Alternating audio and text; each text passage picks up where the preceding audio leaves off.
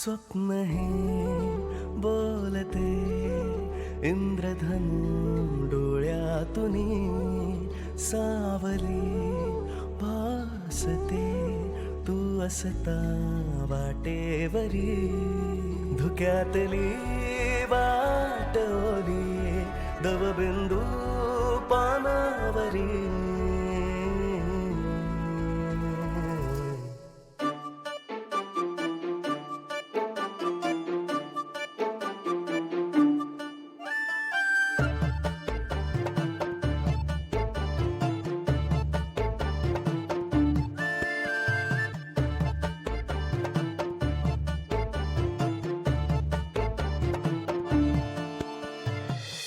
मी काय रोज काढा प्यायला घालते तुला? नाहीतर काय,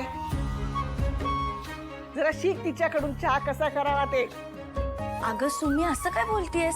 मला चहा बनवायला तिनेच तर शिकवलंय. या सगळ्यांसाठी सगळं करा, पण कौतुक नाही कोणाला त्याचं.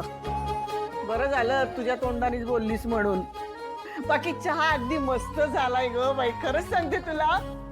म्हणजे आल्याचा वास इतका छान लागलाय आणि थोडा थोडा वेलचीचा वास पण छान येतोय. निशीची आई. वा वा. निशी बाळा, युवराजराव बाहेर या.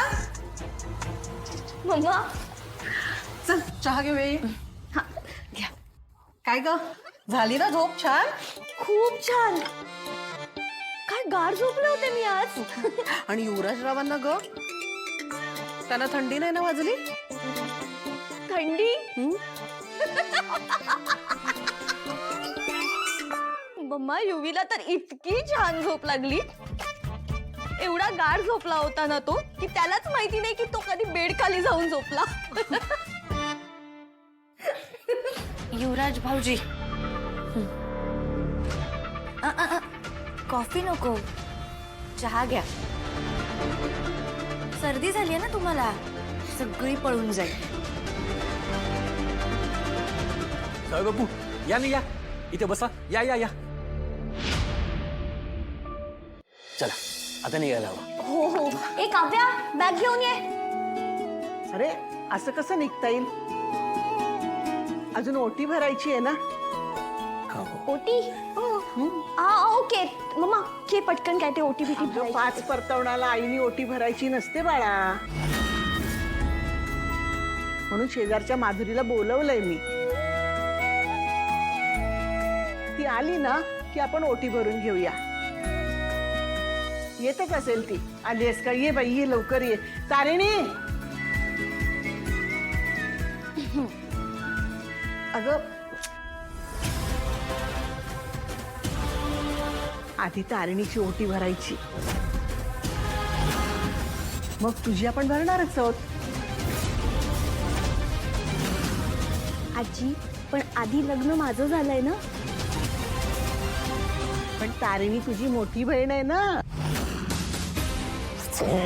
बघ, सत्य की नाही? ओके तारिणी ये. अगं ये ना बाळा. अगं सुमी, पण हे बघ, हा सवाष्णीचा मान असतो की परत जाताना तिची ओटी भरायची असते. बैस बैस बैस बैस. माधुरी घे.